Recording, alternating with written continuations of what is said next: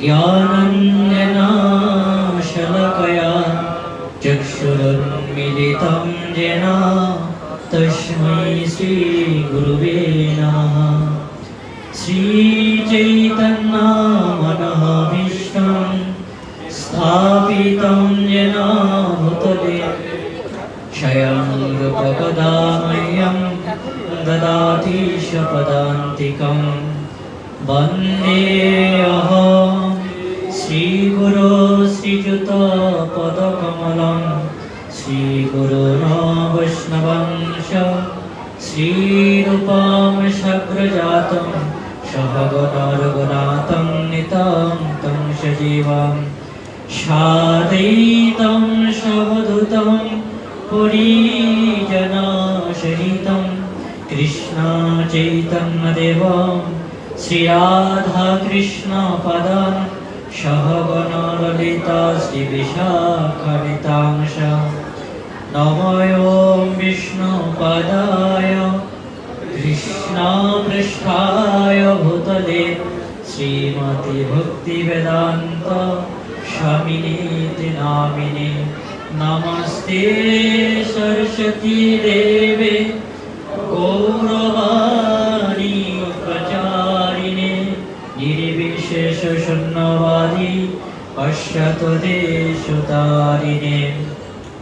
वृन्दाय तुलसीदेवै प्रियाय केशवस्य च विष्णुभक्तिपदे देवी सत्यवत्यै नमो नमः। वाञ्छाकल्पतरुभ्यश्च कृपासिन्धुभ्यैव च पतितानां पावनेभ्यो वैष्णवेभ्यो नमो नमः। नमो महावदनाय कृष्णप्रेमप्रदायते कृष्णाय कृष्णचैतन्य नाम्नि गौरतिसे नमः। नीलाचलनिवासाय नित्याय परमात्मने बलभद्र सुभद्राभं श्रीजगन्नाथाय ते नमः। जयतां शरतो पंगर्मम मन्दरमतिर्गति मत्सर्वस्य पदाम्बुजो श्रीराधामदनमोहन। दिव्यदवृन्दारण्य कल्पद्रुमधो श्रीमद्रत्नाकर सिंहासनस्थो श्री श्रीराधा श्रीलगोविन्ददेवै पृष्ठलिपिशपमान् स्मरामि। श्रीमानरसारोपरम्भे वंशीवटा ततस्थित वर्षणविनशनै गोपीनाथस्य। हे कृष्ण करुणा सिन्धु दीनबन्धु जगत्पते गोपीश गोपिकान्त राधाकान्त नमस्तुते। तप्तकाञ्चन गौराङ्गी राधे वृन्दावनेश्वरी वृषभानुसुते देवी प्रणमामि हरिप्रिये। जय श्री कृष्ण चैतन्य प्रभु नित्यानंद श्री अद्वैत गदाधर श्रीवासादि गौरभक्तवृंद। हरे कृष्ण कृष्ण कृष्ण हरे हरे हरे राम राम राम हरे हरे। मुखं करोति वाचालं पंगुलं हयते गिरिं यत्कृपातमहं वन्दे श्रीगुरुदिनतारिणां श्रीचैतन्येश्वरम्। ॐ नमो भगवते वासुदेवाय। ॐ नमो भगवते वासुदेवाय। ॐ नमो भगवते वासुदेवाय। नारायणं नमस्कृतं नरं चैव नरोत्तमं देवीं सरस्वतीं सम्पदा जयमुदीरयेत्। नष्टप्रायेषु भद्रेषु नित्यं भगवत सेवया भागवतेरुत्तम श्लोके भक्तिर्भवति नष्टकी। हरे कृष्ण।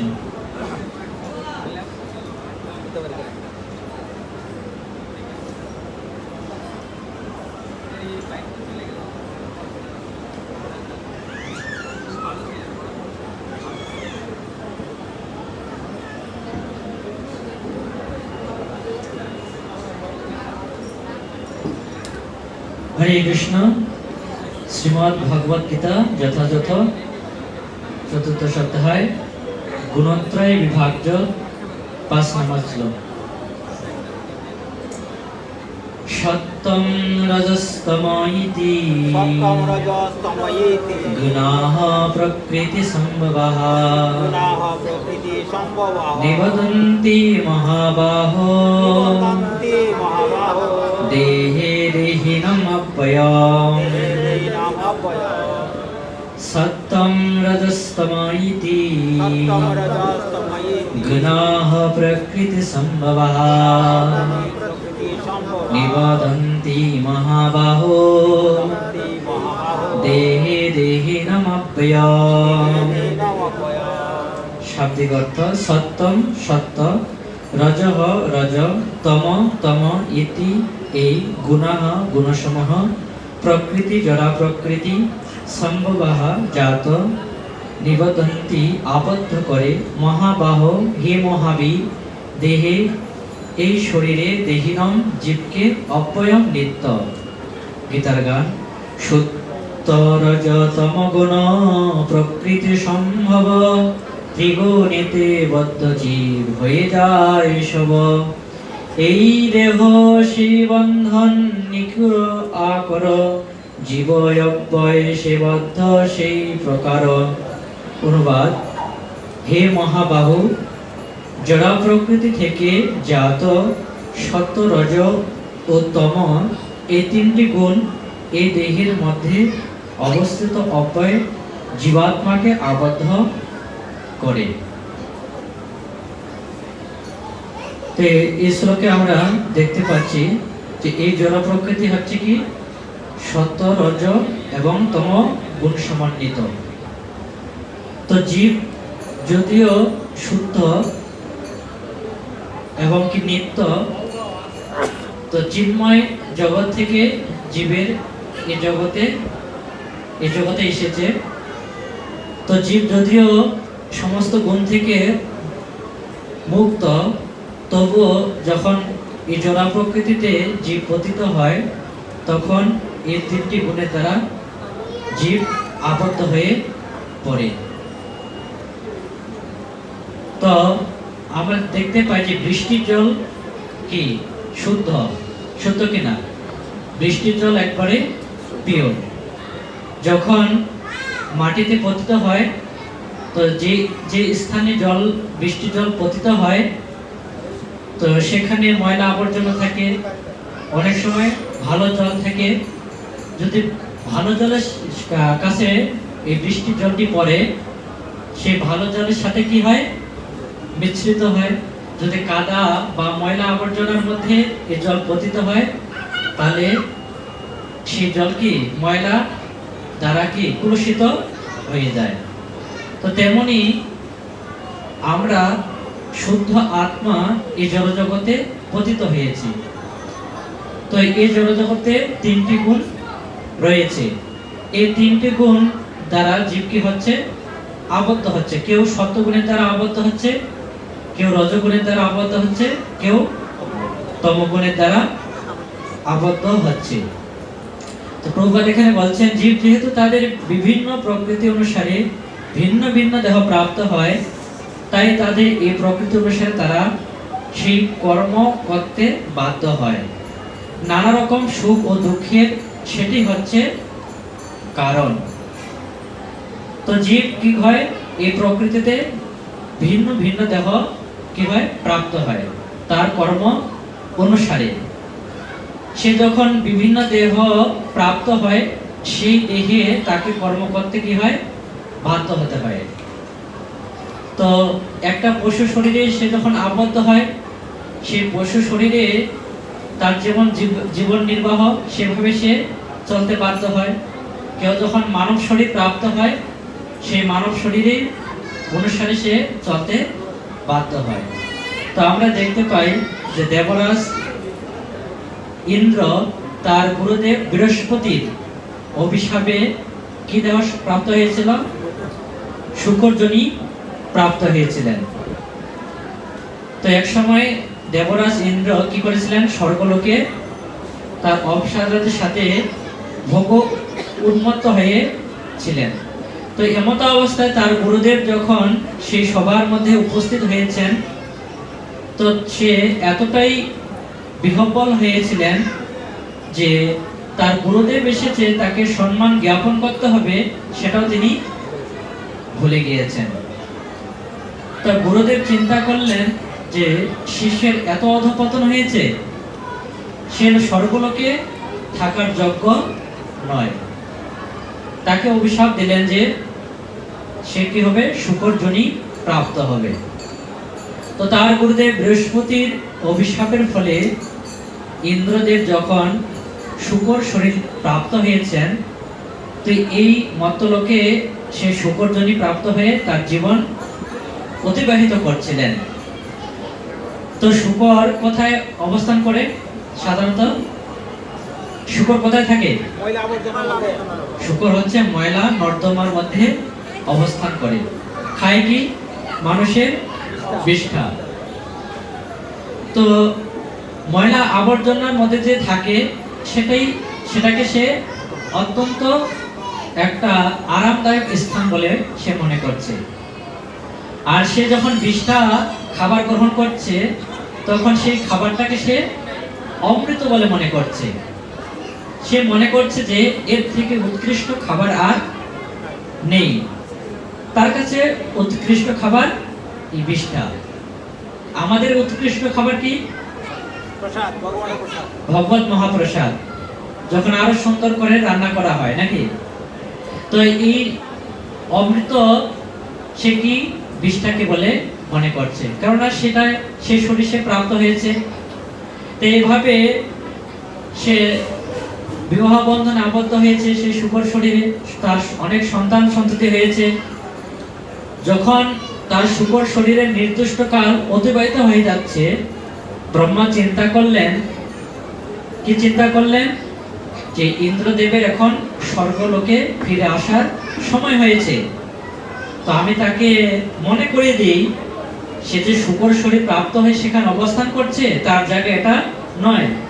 আর সে শূকর নয়, সে হচ্ছে রাজা ইন্দ্র, দেবতাদের রাজা ইন্দ্র। তো ব্রহ্মা চিন্তা করে যখন শূকরূপী ইন্দ্রদেবের কাছে গিয়েছেন, তো ইন্দ্রদেবকে বলছেন যে তুমি তোমার গুরুদেবের অভিশাপের ফলে তুমি শূকর যোনি প্রাপ্ত হয়েছ। আর শূকর যোনি প্রাপ্ত হয়ে তুমি কি নর্দমার মধ্যে অবস্থান করছো, কিন্তু এই স্থানটা তোমার জন্য উপযুক্ত নয়, কেননা তুমি হচ্ছ দেবতাদের রাজা। তোমার স্থান হচ্ছে কোথায়? স্বর্গলোকে। তুমি এখন চলো আমার সাথে সেই স্বর্গলোকে ফিরে চলো। সে যখন এইভাবে তাকে বলছে, সে অত্যন্ত ক্রোধান্বিত হয়েছে। কি? আমার সব থেকে আরামদায়ক স্থান হচ্ছে কি? এই নর্দমা, আর তুমি মনে করছো এটা সব থেকে নিকৃষ্ট স্থান? এর থেকে নিকৃষ্ট স্থান কোথাও থাকতে পারে না। আমি যে স্থানে অবস্থান করছি সেই স্থানটি হচ্ছে সব থেকে উৎকৃষ্ট স্থান। আর আমি যে খাবার গ্রহণ করছি সেটা উৎকৃষ্ট খাবার। এই খাবার আর কোথাও পাওয়া যায় না। সে এতবার বলছে, কিন্তু কোনো ক্রমেই সে শূকরূপী ইন্দ্র রাজি হচ্ছে না। কোথায় যেতে?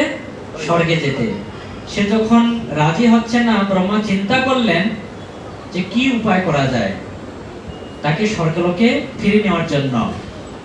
তখন তিনি চিন্তা করলেন, সেই ইন্দ্র রূপী শূকর তার পুত্র পরিজনদের প্রতি অত্যন্ত কি আকৃষ্ট। তো তাদেরকে যদি মেরে ফেলা হয় এবং কি সে যখন সঙ্গ শূন্য হয়ে যাবে, তখন সে এমনিতেই সেখানে যেতে রাজি হবে। তো এইভাবে চিন্তা করার পর তিনি কি করলেন? তার যত সন্তান সন্ততি ছিল সবাইকে কি করলেন? মেরে ফেললেন। তারা যখন মারা গেল, সেই শূকর খুবই শোকান্বিত হয়ে কান্না করলেন, যে এখন আমি কাদেরকে নিয়ে আমি থাকবো? যারা আমার সন্তান সন্ততি ছিল তাদেরকে নিয়ে আমি কত আনন্দে ছিলাম, তারা আজকে আমাকে ছেড়ে চলে গেল, তা আমি আমার এই জীবনকে রাখবো না। তো কিছুক্ষণ পরে আবার চিন্তা করলেন, যদিও আমার সন্তান সন্ততিরা মারা গিয়েছে, কিন্তু আমার স্ত্রী তো বেঁচে আছে এখনো। তো স্ত্রীর মাধ্যমে আমি কি করব, আবার সন্তান সন্ততির জন্ম দেব। ব্রহ্মা তাকে আবার বললেন যে চলো তুমি স্বর্গলোকে চলো, কিন্তু এবারও যেতে রাজি হলেন না। কেন? তার শুকুরি রয়েছে, সেই শুকুরির দ্বারা সে আবার সন্তান সন্ততি জন্ম দিয়ে তাদের সাথে আবার আনন্দ দিন কাটাবে। তো ব্রহ্মা চিন্তা করলেন যে তার সন্তান সন্ততিকে মেরে ফেলার পরেও এই ইন্দ্রদেব স্বর্গলোকে যেতে রাজি হচ্ছে না। কেন রাজি হচ্ছে না? তার আরেকজন আছে, কে? স্ত্রী আছে। সে শুকুরিকে যদি মেরে ফেলা হয় তাহলে হয়তোবা সে যেতে রাজি হবে। এভাবে চিন্তা করার পর ব্রহ্মা কি করলেন, তার স্ত্রী শুকুরিকেও মেরে ফেললেন। তো সেই শুকর আবার অযোধ্যায় কান্না করলেন, মূর্ছিত হয়ে পড়লেন। তিনি চিন্তা করতে লাগলেন যে এখন আমি কি করব, কি উপায় আমি বের করব। তো যখন এভাবে যখন চিন্তা করছিলেন, তখন ব্রহ্মা আবার এসেছে। কি ইন্দ্রদেব, তুমি যাবে না স্বর্গে? তখন বলছে, আমি ইন্দ্র? আমি তো ইন্দ্র নই, আমি তো হচ্ছে কি শুকর। তুমি আমাকে বারবার ইন্দ্র বলছো, আর আমার লোক বলছো স্বর্গ। আমার স্থান তো স্বর্গ নয়, আমার স্থান হচ্ছে কি এই নর্দমা। তখন সে বলল, আচ্ছা তুমি যেহেতু বারবার আমাকে বলছো স্বর্গ নামক স্থানে যাওয়ার জন্য, তাহলে তুমি বলো আমি যে এখানে যে স্থানে থাকি বা ঘুমাই, যে নর্দমা, এরকম স্থান কি স্বর্গলোকে আছে? তখন ব্রহ্মা চিন্তা করলেন, তার মস্তিষ্ক কি হয়েছে, বিকৃত হয়ে গেছে, কারণ সে শুকর শরীরে অবস্থান করছে।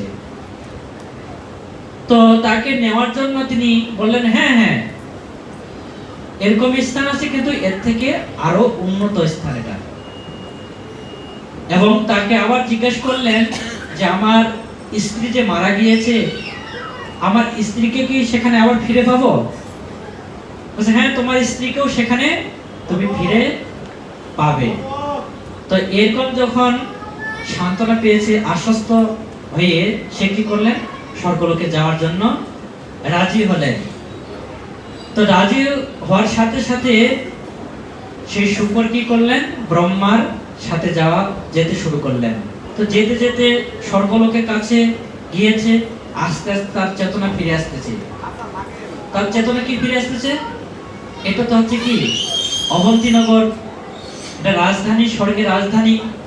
যখন সে রাজভবনে গিয়েছে, তার চেতনা ফিরে এসেছে, এটা আমার তো এটা রাজভবন, তো এখানে তো আমি ছিলাম, আর আমার স্ত্রী হচ্ছে শচী দেবী, তা আমি এতদিন কোথায় ছিলাম?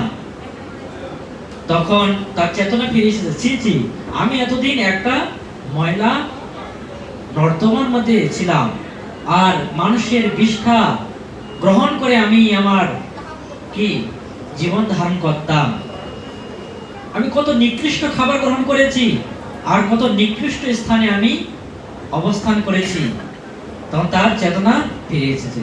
তো এবার যখন তার চেতনা ফিরে এসেছে, তখন ব্রহ্মা তাকে একটু মস্কারি করে বললেন, কি ইন্দ্রদেব, তোমাকে তো আমি কমিটমেন্ট দিয়ে নিয়ে এসেছি, কি তোমাকে আমি নর্দমা স্থান দেব, আর কি খাবার দেব, বিষ্ঠা দেব।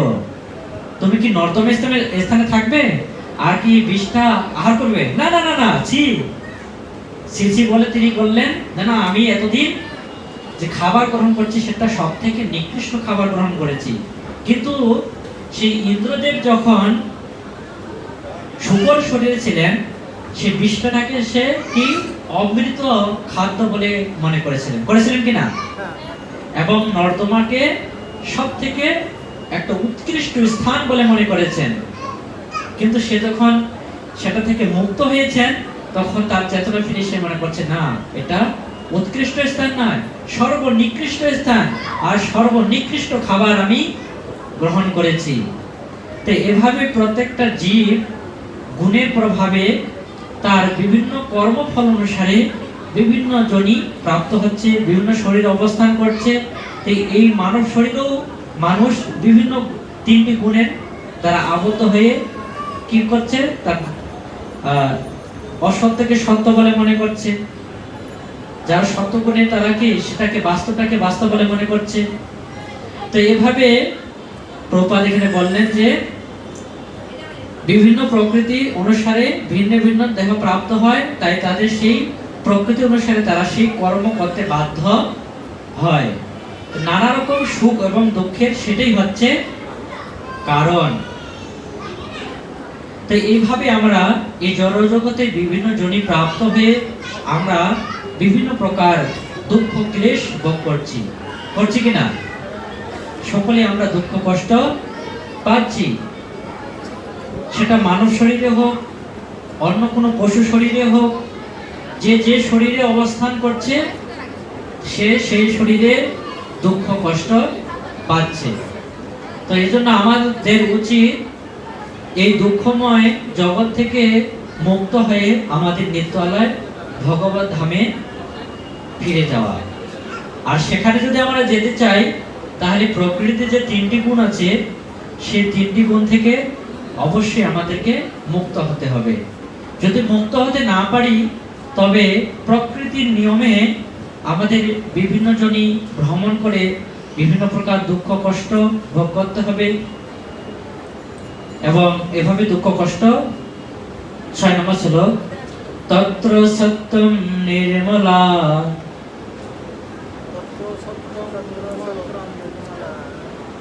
প্রকাশকনাময়ম সুখ সঙ্গেন বধনাতি জ্ঞান সঙ্গেন চ অনঘ তত্র সত্যম নির্মলা প্রকাশকনাময়ম সুখ সঙ্গেন বধনাতি জ্ঞান সঙ্গেন চ অনঘ। শাব্দিক অর্থ, তত্র সেই গুণসমূহের মধ্যে সত্যম সত্যগুণ নির্মলা জড়জগতে সবচেয়ে নির্মল হওয়ার ফলে প্রকাশন প্রকাশকারী অনাময়ম পাপ শূন্য সুখ সঙ্গেন সঙ্গে দ্বারা বদনাতি আবদ্ধ করে জ্ঞান সঙ্গেন সঙ্গে দ্বারা চ ও অনগ হে নিষ্পাপ গীতার গান। তার মধ্যে সত্যগুণ নির্মলয় আধার পাপ শূন্য প্রকাশক তত্ত্ব সে আত্মার জ্ঞান চর্চা করি সত্যে বদ্ধেন তাহার সেই সত্য সঙ্গ মানে শ্রেষ্ঠ চমৎকার। অনুবাদ, হে নিষ্পাপ, এই তিনটি গুণের মধ্যে সত্যগুণ নির্মল হওয়ার ফলে প্রকাশকারী ও পাপ শূন্য এবং সুখ ও জ্ঞানের সঙ্গে দ্বারা জীবকে আবদ্ধ করে। এবার পরমেশ্বর ভগবান শ্রীকৃষ্ণ অর্জুনকে বলছেন, হে নিষ্পাপ, এই তিনটি গুণের মধ্যে সত্যগুণ হচ্ছে কি? নির্মল। তিনটি গুণ কি কি? সত্য, রজ এবং তম। এই যে তিনটি গুণ আছে, তিনটি গুণের মধ্যে নির্মল গুণ কোনটি? সত্য গুণ। তো সত্য গুণের ফলে তার জ্ঞানের প্রকাশ হয় এবং সে সমস্ত পাপ থেকে মুক্ত থাকে। যেহেতু তার জ্ঞান থাকে, কারো যদি জ্ঞান থাকে তাহলে সে কি পাপ কর্মে লিপ্ত হবে? সে জ্ঞানের দ্বারা উদ্ভাসিত হয়ে সে কি করবে? যে সমস্ত খারাপ কর্ম, পাপ কর্ম, সেগুলো থেকে সে কি হবে? বিরত থাকবে।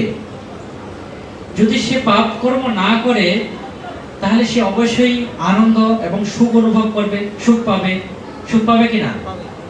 তো এর জন্য যারা সত্যগুণে অবস্থান করছে তারা সদা সর্বদাই সুখ অনুভব করছে। তো এইভাবে তারা কিছুটা এই প্রভাব থেকে মুক্ত।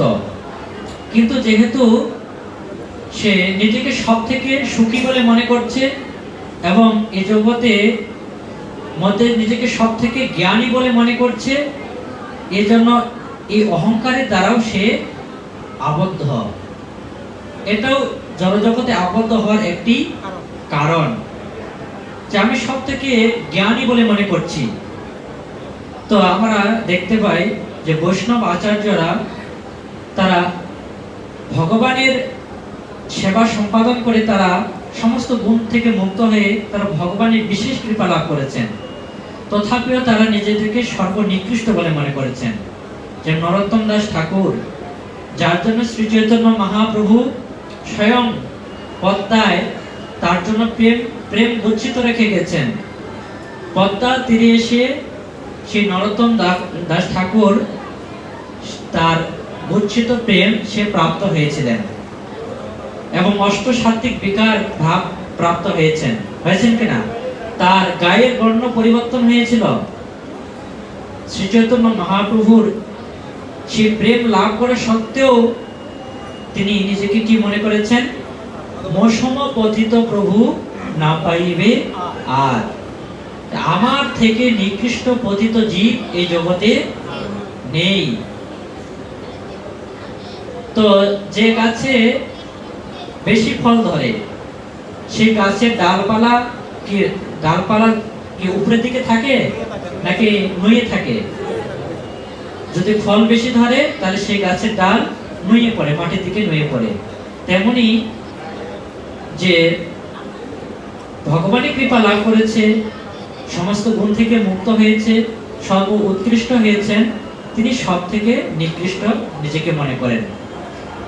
আর যিনি গুণের প্রভাব থেকে মুক্ত হননি, তিনি নিজেকে মনে করেন যে আমি সব থেকে বড় জ্ঞানী। মৌসম জ্ঞানী প্রভু না পাইবে আর। তো এই জড়জগতের জ্ঞানী যারা দার্শনিক কবি, তারা হচ্ছে সত্যগুণের স্তরে। তো এই সমস্ত দার্শনিক কবিরা নিজেকে কি মনে করছে? সব থেকে জ্ঞানী বলে মনে করছে। তো এই সমস্ত সত্যগুণ ব্যক্তিরা কখনো অমানী হতে পারে না এবং ভগবানের সেবায় নিজেকে যুক্ত করতে পারে না। কারা ভগবানের সেবায় নিজেকে যুক্ত করতে পারে এবং সংকীর্তন আন্দোলনে বা সংকীর্তন করার কে অধিকারী হতে পারে? অমানিনা মানদেন কীর্তনিয়া সদা হরি। যে নিজেকে সব থেকে কি নিজেকে অমানি বলে মনে করে, যে সম্মান পাওয়ার যোগ্য নয় তাকে সম্মান করে নাকি, এবং নিজে মানের আশা না করে অপরকে সম্মান করেন। তো এভাবে যিনি এভাবে মনে করেন, তিনি কি নিজেকে তিনি অমানি হতে পারেন এবং সর্বশ্রেষ্ঠ হতে পারেন। আর যদি জ্ঞানী, তো সে জ্ঞানী সত্যগুণের স্তরে জ্ঞানী ব্যক্তি, সে নিজেকে যেহেতু সর্বশ্রেষ্ঠ পণ্ডিত বলে মনে করছে, এজন্য সে ভগবানের সেবা করতে পারে না এবং কি অন্যের কাছে সে শিক্ষা অর্জন করতে চায় না। তো তারা মনে করে যে আমার থেকে কেউ ভালো জানে না, এজন্য তারা অন্যের কাছে শিক্ষা অর্জন করতে চায় না নাকি। তো আমরা যদি একটা জগ থেকে একটা গ্লাসে জল ঢালতে চাই নাকি, তো গ্লাসটা কি নিচু হতে হবে? যদি আমরা যে পাত্র থেকে জল ঢালবো তার থেকে সেটা যদি উঁচু হয়, বড় হয়, তাহলে সেখানে কি জল ঢালা যাবে? তাকে ছোট হতে হবে। যদি আমরা ছোট হই তাহলে আমরা সেই কৃপা লাভ করতে পারবো। তো এই জন্য আমাদের নিজেকে যদি বড় হতে চাও, ছোট হও তবে। কিন্তু এই জগতে আমরা কেউ ছোট হতে চাই না। তো সকলে আমরা বড় হতে চাই। সবাই চাই যে আমি সবার থেকে বড় হব। যদি আমরা বড় হতে চাই এরকম অভিমান থাকে, তাহলে আমরা কখনো বড় হতে পারবো না। আর যদি আমি ছোট হওয়ার চেষ্টা করি, তাহলে আমি বড় হতে পারবো। এই জন্য ভগবত ভক্তরা, যারা ভগবত ভক্ত সমস্ত গুণ থেকে মুক্ত, তারা নিজেকে কি অত জ্ঞানী বলে মনে করেন না বা সর্বশ্রেষ্ঠ বলে মনে করেন না। কিন্তু জড়জগতে যারা সত্যগুণের স্তরে অধিষ্ঠিত কবি, সাহিত্যিক, তো তারা হচ্ছে সত্যগুণে অধিষ্ঠিত, তারা নিজেকে সব থেকে বড় জ্ঞানী বলে মনে করে এবং তারা মনে করে যে আমি সুখী, তাহলে আর অন্য সুখ লাভের জন্য আমাকে আর প্রচেষ্টা করতে হবে কেন? তারা জড়জগতে যা কিছু পাচ্ছে তারা এটা নিয়ে সন্তুষ্ট বা খুশি, সুখ বলে মনে করছে, এটাই সুখ। কিন্তু এর থেকে সর্বশ্রেষ্ঠ সুখ হচ্ছে কি? ভগবানের সেবা করা।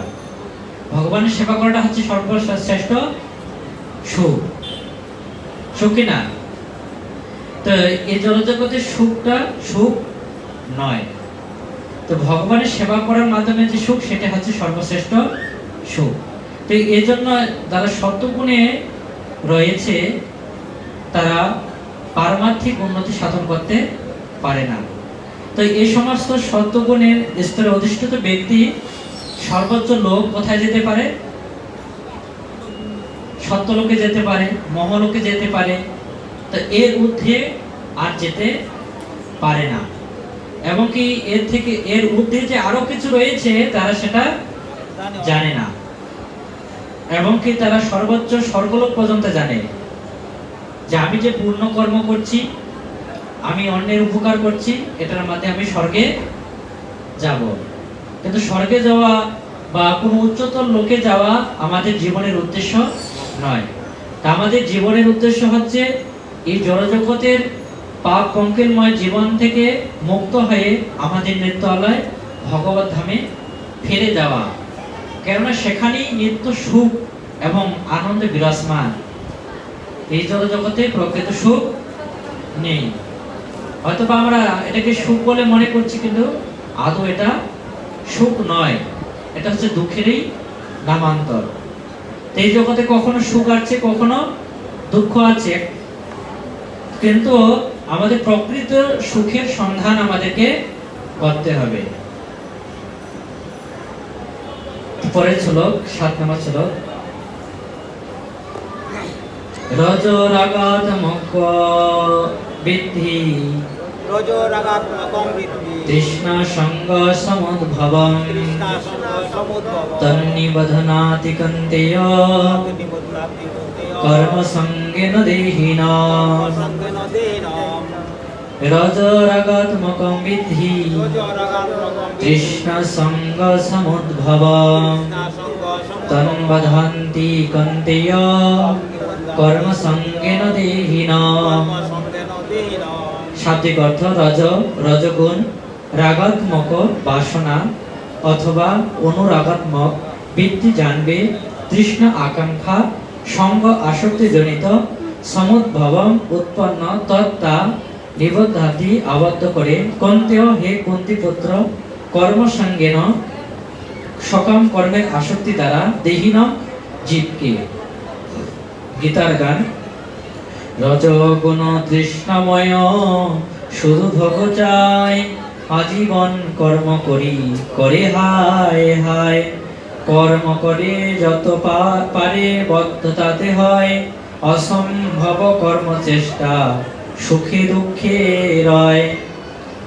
হে কন্তেয়, রজগুণ অনুরাগাত্মক এবং তার তৃষ্ণা ও আসক্তি থেকে উৎপন্ন বলে জানবে, এবং সেই রজগুণী জীবকে সকাম কর্মের আসক্তি দ্বারা আবদ্ধ করবে। তো সত্যগুণের পর হচ্ছে কি? রজগুণ। তো সত্যগুণে মানুষকে কিভাবে আবদ্ধ করছে? যে আমি সব থেকে সুখী এবং আমি সর্বশ্রেষ্ঠ জ্ঞানী। তো এই অহংকারের দ্বারা বা মানুষ কি হয়? সত্যগুণের দ্বারা আবদ্ধ হয়। আর রজগুণ সম্পন্ন ব্যক্তি কিভাবে আবদ্ধ হয়? তার অত্যধিক বাসনা এবং অসৎ তৃষ্ণার দ্বারা সে কি হয়? এই গুণের দ্বারা আবদ্ধ হয়। তো এই জগৎ, তো রজগুণ সম্পূর্ণ ব্যক্তিরা হচ্ছে সাধারণত কি? কর্মনিষ্ঠ, অত্যন্ত কঠোর পরিশ্রমী হয়, খুবই পরিশ্রম করতে সে পছন্দ করে। তারা মনে করে যে আমি পরিশ্রম করার মাধ্যমে আমি নিজেকে সুখী করব। আমি আমার অবস্থানে কি করব? উন্নতি সাধন করব। তার যে এই লালসা বা বাসনা, এই বাসনাটাই হচ্ছে কি রজগুণ। তো এই অত্যধিক বাসনা থেকে আমাদের কি হতে হবে? মুক্ত হতে হবে। তো এরকম যারা কঠোর পরিশ্রম দ্বারা পরবর্তীতে তারা নিজেকে সুখী হওয়ার চেষ্টা করে, আদৌ তারা সুখী হতে পারে না। তাই কালকর্মে তাদেরকে মৃত্যুবরণ করতে হয়। মৃত্যুর আগ পর্যন্ত তারা সুখী হতে পারে না। তো আমরা দেখতে পাই যে যারা পরিশ্রমী ব্যক্তি, তাদেরকে প বর্গের সাথে তুলনা করা হয়েছে। প, ফ, ব, ভ, ম। পতে কি? পরিশ্রম। মানুষ পরিশ্রম করে কেন? কি জন্য পরিশ্রম করে? অর্থ উপার্জনের জন্য। আর অর্থ উপার্জন কেন করে? তারা আরো বেশি করে ইন্দ্রিয় তৃপ্তি করবে। তাদের যত বাসনা আছে সে বাসনাগুলোকে কি করবে? চরিতার্থ করবে। এমনকি বড় হওয়ার বাসনা, আমি সবার থেকে শ্রেষ্ঠ ধনী হব, সবাই আমাকে জানবে। এইভাবে প্রত্যেকটা মানুষই কি করছে? যার যার অবস্থানে থেকে পরিশ্রম করছে কিনা? এই জগতে প্রত্যেকটা মানুষ কি করছে? পরিশ্রম করছে। সেই ভোরবেলায় ঘুম থেকে উঠছে, সারাদিন তার ডিউটি থাকে, সন্ধ্যাবেলায় ঘরে ফিরে আসে, কিন্তু সে ঠিক মতো সারাদিনও খাওয়ার তার সময় নেই। যে একটু যে খাবে ভালোভাবে, হয়তোবা তার অফিস টাইম হয়ে যাচ্ছে, দাঁড়িয়ে দাঁড়িয়ে খাচ্ছে, কোন রকম খেয়ে মুখ ধুয়ে দৌড় দিচ্ছে কোথায়? অফিসে। তো অনেকে যারা শ্রমিক, তারা সেইভাবে তারা পরিশ্রম করছে। যারা সরকারি চাকরি করছে তারা অন্যভাবে পরিশ্রম করছে। সবাই কি করছে? পরিশ্রম করছে। সবাই মাথার ঘাম পায়ে ফেলে পরিশ্রম করছে। তাদের লক্ষ্যটা কি? সে সুখী হবে, এই প্রচেষ্টা। কিন্তু আদৌ কি সুখী হতে পারে? প, ফ। পরিশ্রম করতে করতে কি হয়? ফতে ফেনা। যখন একটা ঘোড়া তার পিঠে অনেক মাল বোঝাই করে দেওয়া হয় তার গাড়িতে, সে যখন সেই মাল বহন করে, তখন তার মুখ দিয়ে কি হয়? ফেনা বের হয়। তা আমাদেরও মুখ দিয়ে কি হয়? ফেনা বের হয়। কি দিয়ে? শরীর দিয়ে ঘাম বের হয়। আমাদের শরীর দিয়ে ঘাম বের হয়, আর ঘোড়ার মুখ দিয়ে কি হয়? ফেনা বের হয়। এই ঘামটা হচ্ছে কি? ফেনা। তা আমাদের কি রক্ত কি করছি? জল করে ফেলতেছি পরিশ্রম করে। প, ফ, ব। তো এত পরিশ্রম করছি, মাথার ঘাম পায়ে ফেলছি, ফেনা বের হচ্ছে, তো অবশেষে যখন আমার বৃদ্ধ হয়ে যাই, যুবককালে তো অনেক শক্তি থাকে কিনা? অনেক বুদ্ধিমত্তা থাকে না? আমি পরিশ্রম করে, অর্থ উপার্জন করে আমি কি আমার অবস্থানকে প্রতিষ্ঠিত করব। কিন্তু সে যখন বৃদ্ধ হয়ে যায়, তখন যুবককালে যে শক্তি ছিল, সেই শক্তি কি থাকে না। বৃদ্ধ যখন হয়ে যায়, তখন সে ব্যর্থ হয়ে যায়। বতে ব্যর্থ। প, ফ, ব। বতে ব্যর্থতা চলে আসে। হায় হায়, আমি এত চেষ্টা করলাম, কিন্তু কিছুই ফল হলো না। ব্যর্থতা, জীবনে ব্যর্থতা চলে আসে। প, ফ, ব, ভ। যখন জীবনে ব্যর্থতা চলে আসে, তখন ভয় হয়, ভিতরে ভয় ঢুকে যায় নাকি? ভয় ঢুকে কিনা? কি ভয় ঢুকে? মৃত্যুর ভয়। যে আমি এতদিন এত কিছু করলাম, এখন শক্তি নেই, এক সময় আমাকে কি হতে হবে? মৃত্যুবরণ করতে হবে। কিন্তু আমি শুনেছি সাধন অনেক কিছু ভাই বলেছে সাধন ভোজন করার জন্য, কিন্তু তাদের কথা আমি শুনিনি। তা আমাকে নিশ্চিত কোথায় যেতে হবে? নরকে যেতে হবে নাকি? এই ভয় আসে। যে না ভজিয়া তোরে দিনও বৃথা গেল, এখনো কি হবে গতি। যে হে কৃষ্ণ, আমার জীবনে অনেক সময় ছিল যে সময়গুলোতে তোমার আমি সাধন ভজন করতে পারতাম, কিন্তু সেই সময়গুলোকে আমি অবহেলা অবজ্ঞায় কি করছি, নষ্ট করে দিয়েছি। কিন্তু এখন আমি বৃদ্ধ হয়েছি, এই বৃদ্ধ শরীর নিয়ে তো তোমার সেবা করার শক্তি আমার নেই। বৃদ্ধ হলে কি ভগবানের সেবা করার শক্তি হয়, আসে? হ্যাঁ, যখন বৃদ্ধ হয় তখন আমাদের যে চলার শক্তি সেটা স্বাভাবিক থাকে। আগে যে স্পিডে হাঁটতো বা দৌড়াইতো, সেই স্পিডে কি সে দৌড়াইতে পারবে, হাঁটতে পারবে, চলতে পারবে? সেরকম পরিশ্রম সে করতে পারবে না। এমন বৃদ্ধ হয়ে গেছে, ভগবানের জন্য পুষ্প চয়ন করতে গিয়েছে, হাত কাঁপছে, ভালোভাবে পুষ্প চয়ন করতে পারছে না। ভগবানের চরণে ফুল অর্পণ করবে, তুলসী পাতা অর্পণ করবে, কপালে চন্দন পরিয়ে দেবে, সেটাও শক্তি তার নেই।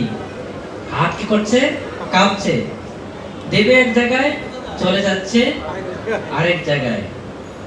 ভগবানের জন্য রান্না করতে যাবে, হয়তোবা লবণ দিয়েছে, মনে করতেছে আমি লবণ দেইনি, হয়তো ডাবল লবণ দিয়ে দাও।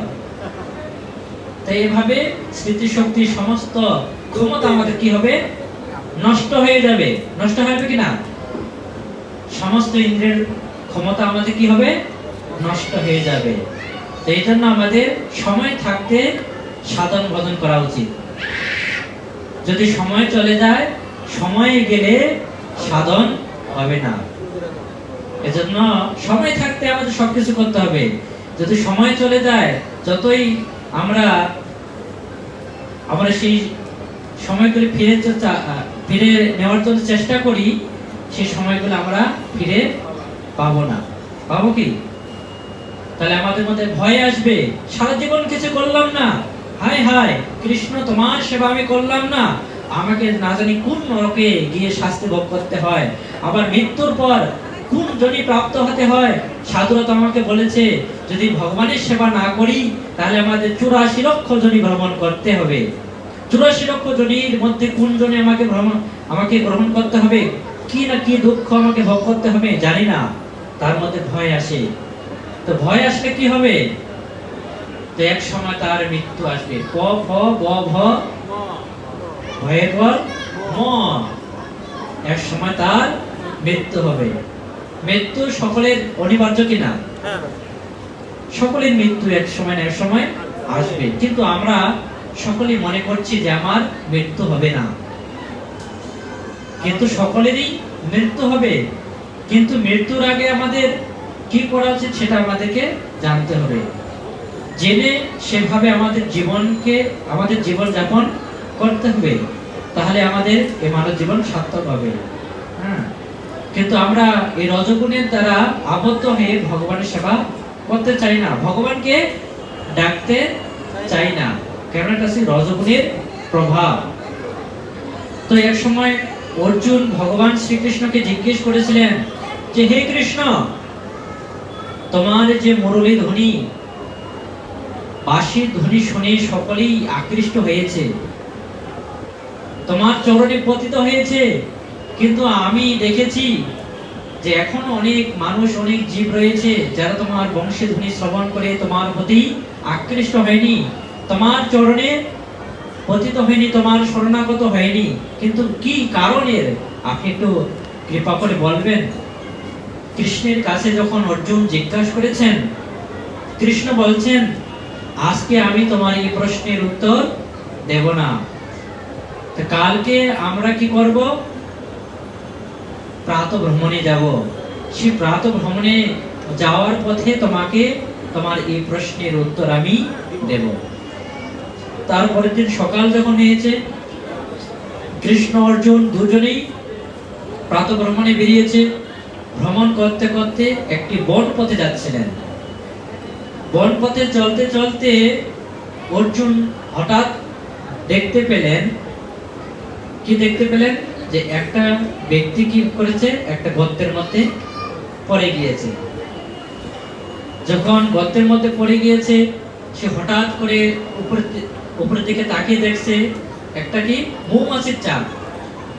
তো মৌমাছির চাক হঠাৎ করে দেখে যে মৌমাছির চাক থেকে একটু একটু করে মধু পড়ছে। যদিও সে গর্তের মধ্যে পড়েছে, কিন্তু সে কি করেছে, ওই মধু আস্বাদন করছে। তো অর্জুন সবকিছু দেখছে। তো হঠাৎ করে দেখতেছে যে একটা অজগর সর্প তার পেছনের দিকে ধেয়ে যাচ্ছে। তো অর্জুন জোর করে বলছে যে ভাই তুমি এখান থেকে সরিয়ে দাও, তুমি ইচ্ছা করলে, তো বেশি বড় তো গর্ত নয়, তুমি ইচ্ছা করলে এখান থেকে চলে যেতে পারো, তুমি আর এখানে সময় নষ্ট করো না, সময় নষ্ট না করে তুমি এখান থেকে পালিয়ে যাও, নইলে কিছুক্ষণ পরেই কাল সর্প তোমাকে কি করবে, গ্রাস করে ফেলবে, তোমার মৃত্যু অবধারিত হবে। বারবার ডাকছে কিন্তু সে শুনছে না। তো একটা কথায় সে সাড়া দিয়েছে যে ঠিক আছে ভাই, তুমি আমাকে বারবার ডাকছো, আমি শুনছি, কিন্তু আমি যে মধুর স্বাদ পাচ্ছি, এই স্বাদটা পেলে আমি কিভাবে আমি এখান থেকে যাব? আমি আরেকটু মধুর স্বাদ আস্বাদন করে নিই, আরেকটু মধুর স্বাদ আস্বাদন করে তারপরে আমি জোরে এখান থেকে দৌড়ে পালিয়ে যাব, দৌড়ে চলে যাব এখান থেকে। তুমি আমি আরেকটু অপেক্ষা করি। না না, তুমি আর অপেক্ষা করো না, আর সময় নষ্ট করো না, তুমি এখনই পালিয়ে যাও। কিন্তু সে আর অর্জুনের কথা শুনছে না। অর্জুনের কথা না শোনার ফলে অর্জুন দেখতে পাচ্ছে যে অজগর সর্পটি তার কাছে কি একবার তাকে গ্রাস করে ফেললো। কি করলো? তাকে ভক্ষণ করে ফেললো। তো অর্জুন খুবই দুঃখ পেলেন যে আমি এই ব্যক্তিটাকে বাঁচানোর জন্য বারবার ডাকলাম যে ভাই তুমি এখান থেকে সরিয়ে পড়ো, এখান থেকে পালিয়ে যাও, কিন্তু সে আমার কথা শুনলো না। সে যদি আমার কথা শুনতো তাহলে তাকে এভাবে মৃত্যুবরণ করতে হতো না। তাকে এভাবে মৃত্যুবরণ করতে হতো যদি অর্জুনের কথা শুনে সেখান থেকে পালিয়ে যেত। তো আমরাও তদ্রূপ মনে করছে যে না না, এখন তো আমার সাধন মদনের সময় হয়নি, যখন বয়স হবে তখন আমি খুব ভালোভাবে সমস্ত বিষয় বাসনা ত্যাগ করে একবারে বৈরাগী হয়ে সংসার ত্যাগ করে আমি সাধন মদন করব। কিন্তু মুখে বলে, কিন্তু অন্তিমে কি হয়? হয় না। এক সময় মৃত্যু বরণ তাকে করতে হয়। আমরা কি সাধুদের বলি, সাধুরা বারবার কি সবার কাছে সবার দ্বারে গিয়ে বলে যে আপনার এখনই সময়, এখন থেকে আপনি সাধন ভজন করুন, কিন্তু আমরা কি অ্যানসার দেই যে প্রভু আমার এই সংসারে এত ঝামেলা, এখন সময় নেই। তা আমি চিন্তা করেছি যে আর কয়েক বছর গেলে আমি সমস্যা থেকে মুক্ত হব, আর এই সমস্যা থেকে যখন মুক্ত হব তখন আমি পরিপূর্ণভাবে ভগবানের সেবায় নিজেকে উৎসর্গ করব। কিন্তু যত দিন যায় তত সমস্যা বাড়ে। তাই একটা সমস্যা সমাধান করে আরো 10টা সমস্যা সম্মুখীন হয়। এই জড়জগতে যতই আমরা সমস্যার সমাধান করার চেষ্টা করি না কেন, আমরা কখনোই সমস্যার সমাধান করতে পারবো না। কেননা এই জগৎ হচ্ছে কি অসারশতম দুঃখালয়ম। তো এই জন্য সাধুদের কথা আমাদের শুনতে হবে। সাধুরা যেটা নির্দেশ দেয় সেটা তৎক্ষণাৎ গ্রহণ করতে হবে। তৎক্ষণাৎ যদি গ্রহণ করি তাহলে আমাদের জীবনের কল্যাণ হবে। যদি অর্জুনের কথা শুনতো তাহলে সেই ব্যক্তিটা এরকম মৃত্যু হতো না। আমরা যদি সাধুদের কথা শুনি তাহলে আমাদের এই দুঃখময় পরিস্থিতি আর কখনো ভোগ করতে হবে না। না শুনলি একটা ভজন কীর্তন আছে না, না শুনিলি সাধুর কথা, ইহকাল পরকাল দুকাল খয়েদি, না শুনিলি সাধুর কথা। তাই আমরা কেউ সাধুদের কথা শুনি না, এইভাবে আমরা জগতে দুঃখ কষ্ট পাচ্ছি। তো এখানে মহান আচার্যরা এখানে ব্যাখ্যা করছে যে ওই তো কৃষ্ণ তখন অর্জুনের কাঁধে হাত দিয়ে তাকে বলছেন, হে অর্জুন গতকালকে তুমি যে আমাকে প্রশ্ন করেছো, তুমি কি তোমার সেই প্রশ্নের উত্তর পেয়েছো? অর্জুন বুঝতে পারছে না। কৃষ্ণ, হে কৃষ্ণ, তো এই উত্তরটা আমি কিভাবে পেলাম? তুমি তো বললে না আমাকে এই উত্তরটা, আমি তো বুঝলাম না আমি কিভাবে এই অ্যান্সারটা পেলাম। তখন কৃষ্ণ বলছেন, ও তুমি এখনো বুঝোনি? তুমি তো স্বয়ং ওই ব্যক্তিটাকে ডাকছিলে, বারবার ডাকছিলে যে তুমি এখান থেকে সরিয়ে পড়ো, কিন্তু তোমার কথা কি সে শুনেছে? সে তোমার কথা শুনেনি। কেন শুনেনি? কেননা সে মধু পানে আসক্ত ছিল, এজন্য তোমার কথা সে শুনেনি।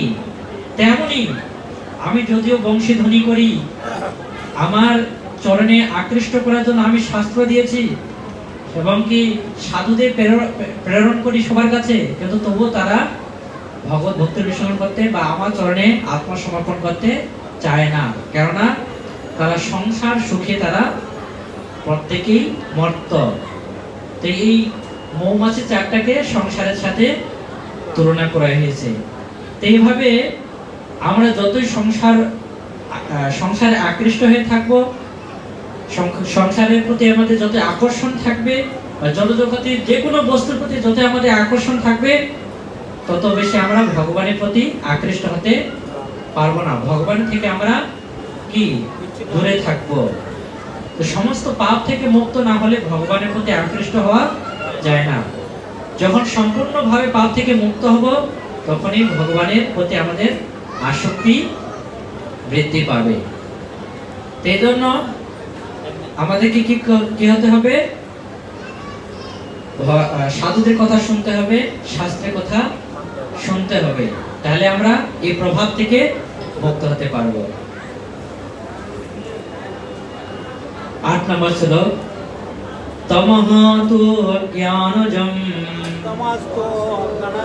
বিদ্ধি মোহনম সর্বদেহিনাম প্রমাদালস্য নিদ্রাভি তদ নিবধান্তি ভারত। তমগুণ তু কিন্তু অজ্ঞানজম অজ্ঞানজাত, বিদ্ধি জানবে, মোহনম মোহনকারী, সর্বদেহিনাম সমস্ত জীবের, প্রমাদ আলস্য আলস্য, নিদ্রাভি নিদ্রার দ্বারা, তত্তা নিবদ্ধন্তি আবদ্ধ করে, ভারত হে ভারত। গীতার গান। তমসে অজ্ঞান রূপ নিগুর বন্ধন, প্রমাদ আলস্য নিদ্রা তাহার মোহন। অনুবাদ, হে ভারত, অজ্ঞানজাত তমগুণকে সমস্ত জীবের মোহনকারী বলে জানবে। সেই তমগুণ প্রমাদ আলস্য ও নিদ্রার দ্বারা জীবকে আবদ্ধ করে। তো আমরা প্রথমে জানলাম সত্যগুণ জীবকে কিভাবে আবদ্ধ করে? সুখ এবং জ্ঞানের দ্বারা, যে আমি সব থেকে সুখী এবং আমি সবার থেকে জ্ঞানী। তো এটার দ্বারা জীবকে আবদ্ধ করে সত্যগুণ। আর রজগুণ কিভাবে আবদ্ধ করে জীবকে? ভোগ বাসনার দ্বারা। তার অত্যধিক যখন বাসনা থেকে এবং সেই বাসনার জন্য তাকে কঠোর পরিশ্রম করতে হয়, তাই এটা হচ্ছে কি রজগুণের প্রভাব। কাম বাসনা এবং অত্যধিক পরিশ্রম, এটা হচ্ছে কি রজগুণের প্রভাব। আর তমগুণের প্রভাবটা কি, লক্ষণটা কি? প্রমাদ আলস্য নিদ্রা, আলস্য ও নিদ্রা জীবকে এভাবে আবদ্ধ করে, তমগুণে আবদ্ধ করে। তো এইভাবে প্রমাদ বশত সেই তমগুণী ব্যক্তিরা ভগবানের চরণে আশ্রয় গ্রহণ করতে চায় না। তো তারা বুঝতে পারে না যে আসলে ভগবানের সেবা করা উচিত। তাদের সেই জ্ঞান বুদ্ধি নেই। তার জ্ঞান বুদ্ধিটা হচ্ছে একটা ঠিক পশুর মতো। কেমন? যেমন ধরুন, তো কসাই খানায় যখন ছাগল বলি দেওয়া হয়, তো অন্যান্য ছাগলগুলোকে আলাদাভাবে বেঁধে রাখা হয়, হয় কি না? হ্যাঁ, তো তাদেরকে আলাদাভাবে ঘাস খেতে দেওয়া হয়। কিন্তু সেই দেখে লক্ষ্য করে যে আমার পাশের জনকে নিয়ে গিয়ে সে কসাই কি করছে? তাকে হত্যা করছে, দেখছে, কিন্তু মনের আনন্দে কি করছে? তার কাঁঠালে পাতা ঘাস, সে কচি ঘাস খাচ্ছে। সে মনে করছে না, চিন্তা করছে না যে আমার যে সঙ্গী তাকে যে হত্যা করছে, বধ করছে, কিছুক্ষণ পর আমাকেও কি করবে? বধ করবে। তো আমরা প্রতিনিয়তই দেখি কারো না কারো বন্ধু বান্ধব, ছেলে মেয়ে, বাবা মা, কেউ না কেউ মারা যায়, বা পাড়া প্রতিবেশী বা দেশের লোক, অন্য দেশের লোক প্রতিনিয়তই মারা যাচ্ছে কিনা? আমরা প্রতিদিন দেখি কিনা? দেখি আমাদের সামনে কত লোক মারা যাচ্ছে, আমাকেও এক সময় মারা যেতে হবে। এই চিন্তা কি আমাদের মধ্যে আসে? হ্যাঁ, আমরা দেখি, লক্ষ্য করি আমাদের সামনে কত লোক মারা যাচ্ছে, কিন্তু তাদের মারা যাওয়ার দর্শন করে আমাদের কি অনুভব হয় সে যে মারা গেছে, আমাকেও মারা যেতে হবে? আমি কিন্তু চিন্তা করি না। আমি মনের আনন্দে ওই ছাগলকে যেমন কি কসাইখানায় কি করায়, তাকে খেতে দেওয়া হয়, সে মনের আনন্দে কি করে খেতে থাকে, কিন্তু চিন্তা করে না পরক্ষণে আমাকেও কি করবে? হত্যা করবে। তাতে সেই জ্ঞান নেই। তো এই যে এটা হচ্ছে কি তমগুণ। কিন্তু আমাদের উচিত, আমাদের চিন্তা করা উচিত যে আমাদের পাড়া প্রতিবেশী বা অন্য কোনো গ্রামের আমাদের আত্মীয় স্বজন কত লোক মারা গিয়েছে, এখনো যাচ্ছে, আমাকে তো একদিন মারা যেতে হবে, কিন্তু মারা যাওয়ার পূর্বে আমার কি করা কর্তব্য সেটা আমাদের চিন্তা করা উচিত। সেটা চিন্তা করে সেই কর্ম সাধন আমাদের করা উচিত, কিন্তু আমরা আদৌ করি না। আমরা এই সংসার সুখে আমরা সকলেই আবদ্ধ, আমরা ভাবছি আমরা মারা যাব না। তো এটাই হচ্ছে তমগুণ। তো এইভাবে তমগুণ মানুষকে প্রমাদ উন্মত্ততায় আবদ্ধ করে। তো এভাবে আলস্যটা কি না? প্রভু আজকে জবতলি দিতে যাচ্ছেন, আজকে দেব না, পরের সপ্তাহে আবার আসবো, বা আগামীকালকে আবার আসবো। আবার যখন পরের সপ্তাহে এসেছেন, প্রভু এখন আর সময় হচ্ছে না, আমি পরের সপ্তাহে নেব, পরের মাসে নেব, সামনে বছরে নেব। এটা হচ্ছে কি আলস্য। যদি সে ইচ্ছা করলে তখনই গ্রহণ করতে পারে কিনা, যে প্রভু আপনি এত করে আমাকে বলছেন, এত করে বোঝাচ্ছেন, আপনি আমাকে আজকে জব তুলে দিন, আমি আজকে থেকেই জব করা শুরু করব। কিন্তু আলস্যতা বশত আমি যদি জব শুরু করি, জব তুলে নেই, তাহলে তো আমাকে জব করতে হবে, না করলে হবে না। তো এই ভয়ে, এই আলস্যতার জন্য সে কি জপথলি মালা গ্রহণ করতে চায় না, ভগবত ভক্তির বিধিবিধান সে পালন করতে চায় না। কিসের জন্য? আলস্যতা বশত। কিন্তু সে যদি ইচ্ছে করে তাহলে সে অবশ্যই সেটাকে গ্রহণ করতে পারে। তো তার মধ্যে যে এরকম ভাব, যে এরকম আলস্যতা, এটা কিসের প্রভাব? তমগুণের প্রভাব। এই তমগুণের দ্বারা জন্য আমরা অতি তাড়াতাড়ি কি গ্রহণ করতে চাই না বা পাচ্ছি না। আরেকটা হচ্ছে কি নিদ্রা। নিদ্রাটা কি? তো শাস্ত্রে বর্ণনা করা হয়েছে যে আমাদের দেহকে সুস্থ রাখার জন্য 6 ঘন্টা ঘুমালেই যথেষ্ট। কিন্তু আমরা 6 ঘন্টার অনেক সময় কি অতিরিক্ত ঘুমাই, 8 ঘন্টা 10 ঘন্টা 12 ঘন্টা এরকম আমরা কি ঘুমাতেই থাকি, কিন্তু আমাদের ঘুম আর শেষ হয় না। যে অধিক যে ঘুম, 6 ঘন্টার যে বেশি ঘুম, সেটাই হচ্ছে কি তমগুণ। নিদ্রা মানুষকে আচ্ছন্ন করে ফেলে। এইভাবে সে গভীর নিদ্রায় আচ্ছন্ন হয়ে পড়ে।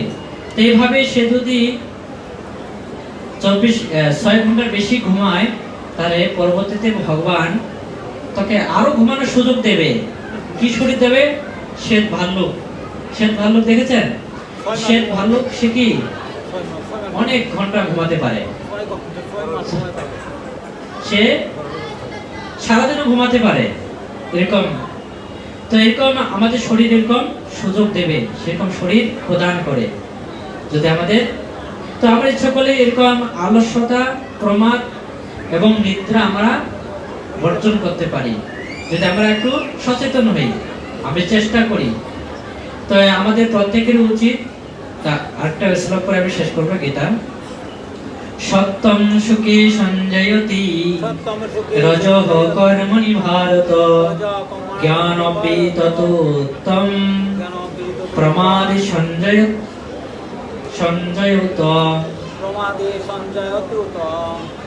সত্যম সত্যগুণ সুখে সুখে সঞ্জয়তি আবদ্ধ করে, রজগুণ কর্মণি কর্মের সকাম কর্মে, ভারত হে ভারত জ্ঞানম জ্ঞান আবৃত করে, তু কিন্তু তমহ তমগুণ প্রমাদে সঞ্জয়তে আবদ্ধ করে উত বলা হয়। গীতার গান। সত্যগুণ সুখে বাদে, রজগুণ কাজে, তমগুণ প্রমাদে বন্ধনে বিরাজে। অনুবাদ। হে ভারত, সত্যগুণ জীবকে সুখে আবদ্ধ করে, রজগুণ জীবকে সকাম কর্মে আবদ্ধ করে এবং তমগুণ প্রমাদে আবদ্ধ করে।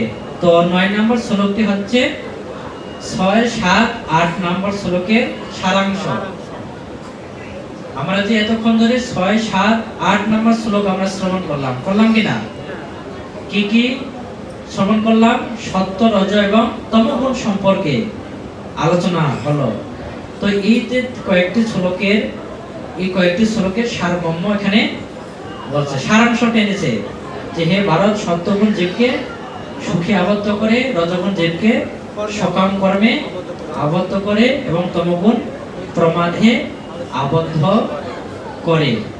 তো এই 3টি গুণের দ্বারা একটি গুণের দ্বারাও যদি আমরা আবদ্ধ হই, তাহলে আমরা পরমেশ্বর ভগবানের কৃপা লাভ করতে পারবো না।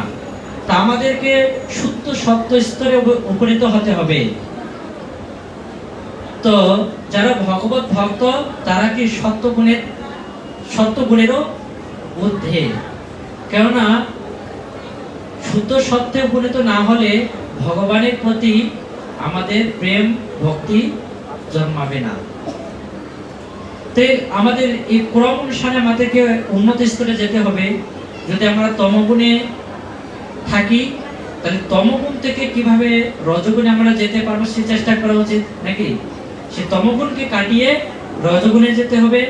যখন আমরা রজগুণে উপনীত হব, তখন রজগুণকে কাটিয়ে সত্যগুণে কিভাবে উপনীত হওয়া যায় সেটা আমাদের চেষ্টা করতে হবে। আর এভাবে সত্যগুণে যখন আমরা অধিষ্ঠিত হব, এই সত্যগুণকে অতিক্রম করে আমাদের শুদ্ধ সত্যে উপনীত হতে হবে। কেননা এই 3টি সত্য, রজতম, এটা হচ্ছে ত্রিগুণের মধ্যেই আবদ্ধ। হ্যাঁ, আমি এর আগে বলেছি যে সত্যগুণের প্রভাবে কোথায় যেতে পারে? সত্যলোকে, মহালোকে বা স্বর্গলোকে যেতে পারে। এবং রজগুণের প্রভাবে কোথায় যেতে পারে?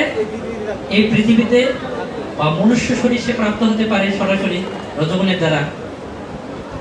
আর তমগুণের দ্বারা সে নিম্ন শরীর প্রাপ্ত হবে। পশু শরীর বা নিম্ন যত প্রজাতি আছে, নিম্ন প্রজাতি, সেসব জন্যে সে কি হবে? প্রাপ্ত হবে। কিন্তু আমাদের উদ্দেশ্য কি? সমস্ত জনিকে অতিক্রম করে ভগবত ধামে গমন করা। মনুষ্য শরীর লাভ করাও আমাদের জীবনের উদ্দেশ্য নয়। এই ব্রহ্মাণ্ডের কোনো উচ্চতর লোকে যাওয়ার আমাদের উদ্দেশ্য নয়। আমাদের উদ্দেশ্য হচ্ছে ভগবানের সেবা করে সমস্ত গুণ থেকে মুক্ত হয়ে আমাদের নিত্যালয়, যেখান থেকে আমরা পতিত হয়েছি, সেখানে যাওয়াই আমাদের জীবনের একমাত্র লক্ষ্য। এইভাবে আমরা সমস্ত গুণ থেকে মুক্ত হতে পারবো কখন?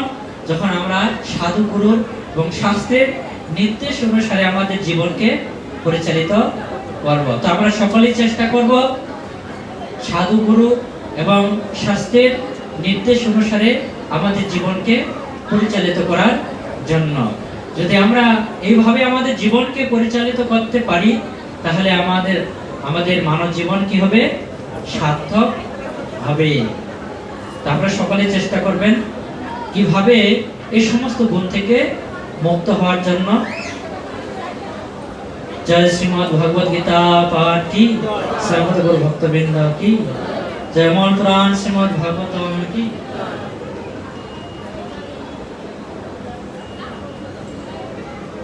श्रीमद् भागवतम तृतीय स्कंद 13 अध्याय 28 नंबर श्लोक। घ्राणेन पृथ्या पदवीं विजिघ्रान् क्रोरापदेश स्वयमाधरांग करालदंष्ट्रोपकरालदिग्भा मदवीक्ष्य विभ्रान् घृणातो विंशकम्। शाब्दिक अर्थ घ्राणेन घ्राणे द्वारा पृथा पृथिवीर पदवीं स्थिति विजिघ्न पृथिवीके खुঁড়তে খুঁড়তে ক্রোর উপদেশ শুকরের শরীর ধারণ করে স্বয়ং স্বয়ং ধৈর্য চিন্ময় অঙ্গ দেহ করাল ভয়ঙ্কর দংষ্ট্র দন্ত অপি সত্ত্বেও অকরাল ভয়ানক নয়। দিগভ্যাম তার দৃষ্টিপাতের দ্বারা উদ্ভিক্ষ দৃষ্টি নিক্ষেপ বিভ্রাণ সমস্ত ব্রাহ্মণ ভক্তদের ঘৃণত যারা প্রার্থনায় মগ্ন ছিলেন। অভিশত প্রবেশ করেছিলেন কম জলে। অনুবাদ, তিনি ছিলেন স্বয়ং ভগবান বিষ্ণু এবং তাই তিনি চিন্ময়, তবুও শুকর শরীর ধারণ করার জন্য তিনি ঘ্রাণের দ্বারা পৃথিবীর অন্বেষণ করেছিলেন। তার দর্শন ছিল অত্যন্ত ভয়ঙ্কর এবং তিনি তার স্তবকারী ব্রাহ্মণ ভক্তদের প্রতি দৃষ্টিপাত করেছিলেন। এভাবে তিনি জলে প্রবেশ করেছিলেন। তো এই অধ্যায়টি হচ্ছে শ্রী বরাহদেবের আবির্ভাব। তো আমরা ইতিমধ্যে শ্রবণ করেছি যে ভগবান বরাহদেবের দেব কিভাবে আবির্ভূত হয়েছেন জগতে। জানি না কোথা থেকে আবির্ভূত হয়েছেন? ব্রহ্মার নাসিকা থেকে। তো এইভাবে নাসিকা থেকে সে বহির্গমন করে আস্তে আস্তে সে বিশাল আকৃতি ধারণ করেছিল। পর্বতের ন্যায় তার আকৃতি হয়েছিল। তো পরবর্তীতে তাকে দর্শন করে ব্রাহ্মণরা, মুনি ঋষিরা, সমস্ত দেবতারা ভগবানের উদ্দেশ্যে প্রার্থনা নিবেদন করেছিলেন, অনেক স্তব স্তুতি করেছিলেন। তো এইভাবে ভগবান কি করেন, এই জগতে এক একটি উদ্দেশ্য সাধন করার জন্য এক একটি রূপ কি করেন, পরিগ্রহ করেন। যে কাজটি যে রূপের দ্বারা হবে, সুসম্পন্ন হবে, ভগবান সেই রূপে কি করেন, পরিগ্রহ করেন। তো এজন্য উপযুক্ত শরীর ধারণ করে ভগবান কি করেন, এই জগতে আবির্ভূত হন। তো পৃথিবী আমরা যে লোকে অবস্থান করছি, যখন ব্রহ্মা স্বয়ম্ভুমনু এবং শতরূপাকে সৃষ্টি করলেন, তাদেরকে নির্দেশ দিলেন ব্রহ্মা যে তোমরা প্রজা সৃষ্টি করো। তখন শতরূপা মনু বললেন যে আমরা আপনার আদেশ অনুসারে, আমরা আপনার আদেশ অবশ্যই শিরোধার্য করব। তো আপনার নির্দেশ অনুসারে আমরা অবশ্যই প্রজা সৃষ্টি করব, কিন্তু এই প্রজারা কোথায় থাকবে, তাদের স্থান কোথায়? তখন ভগবান ব্রহ্মা চিন্তা করলেন, ঠিক হইতো এরকম স্থান তো কোথাও নেই। তখন ব্রহ্মার নাসিকা থেকে বরাহদেবের আবির্ভূত হয়েছেন। তো বরাহদেব, ভগবান বরাহদেব পরবর্তীতে ভগবান ব্রহ্মার নাসিকা থেকে বের হয়ে কোথায়, ক্ষীর সমুদ্রে পৃথিবীকে অন্বেষণ করেছিলেন। তো সাধারণত শূকর খাবার কিভাবে অন্বেষণ করে, কিভাবে? তার নাসিকা থেকে দিয়ে ঘ্রাণ নেওয়ার মাধ্যমে। কোথায়? কর্দমার মধ্যে, হ্যাঁ, নর্দমার মধ্যে তার খাবার অন্বেষণ করে কিনা, তার ঘ্রাণের মাধ্যমে। তো তদ্রূপ ভগবান পৃথিবীকে যেহেতু হিরণ্যাক্ষসুর কোথায় নিক্ষেপ করেছে, ক্ষীর সমুদ্রে নিক্ষেপ করেছেন। এজন্য ক্ষীর সমুদ্র থেকে পৃথিবীকে উদ্ধার করার জন্য ভগবান কি করেছেন, শুকর রূপ ধারণ করেছেন। আর শুকর রূপ ধারণ করে তিনি কোথায় অন্বেষণ করছেন, ক্ষীর সমুদ্রে ধ্যানের মাধ্যমে অন্বেষণ করছিলেন। তো এভাবে তিনি পরবর্তী দেখছেন যে তার উদ্দেশ্যে ব্রাহ্মণরা মনি ঋষিরা স্তবস্তুতি করছে, এভাবে তাদের প্রতিও তিনি কি শুভ দৃষ্টি প্রদান করেছিলেন। কেন শুভ দৃষ্টি প্রদান করেছেন? কেননা ভগবানের উদ্দেশ্যে তারা স্তব করছিলেন, তাদের স্তবে ভগবান প্রসন্ন হয়েছেন। তিনি জানালেন যে আমি এই পৃথিবীকে কি করব? ক্ষীর সমুদ্র থেকে উদ্ধার করব। পরে ছিল সবজ্রকুটং নিপাত বেগ বিশীর্ণ কক্ষী স্তনাতুৎপন্ন উচ্ছৃষ্টা দীর্ঘম ভুজৌরিবার্ত শুচক্রোশ যজ্ঞেশ্বর পাহি মেতি।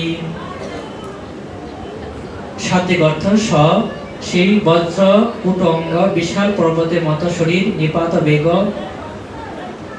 পতিত হওয়ার শক্তি, বিশীর্ণ বিভক্ত করে কক্ষী মধ্যভাগ স্তয়ন প্রতিধ্বনিত হয়ে উদ্বোধন মহাসাগর উৎসৃষ্ট সৃষ্টি করে দীর্ঘ উঁচু উর্মি তরঙ্গ ভুজৌ তার বাহু দ্বারা ইব আর্ত ব্যক্তির মধ্যে চুক্রোশ উচ্চ স্বরে প্রার্থনা করেছিলেন, যজ্ঞ ঈশ্বর, হে সমস্ত যজ্ঞের ঈশ্বর, পাহি দয়া করে রক্ষা করুন মা আমাকে। ইতি এভাবে। অনুবাদ: বিশাল পর্বতের মতো জলে নিপতিত হয়ে বরাহদেব মহাসমুদ্রের মধ্যভাগ বিদীর্ণ করেছিলেন। তখন দুটি অতি উচ্চ তরঙ্গ সমুদ্রের বাহুর মতো প্রকট হয়েছিল এবং মনে হয়েছিল সমুদ্রের জন্য ভয়ে তরঙ্গরূপ দীর্ঘ বাহু বিস্তার করে ভগবানের কাছে প্রার্থনা করেছিলেন, হে যজ্ঞেশ্বর, আমাকে এভাবে বিভক্ত করবেন না, দয়া করে আপনি আমাকে রক্ষা করুন।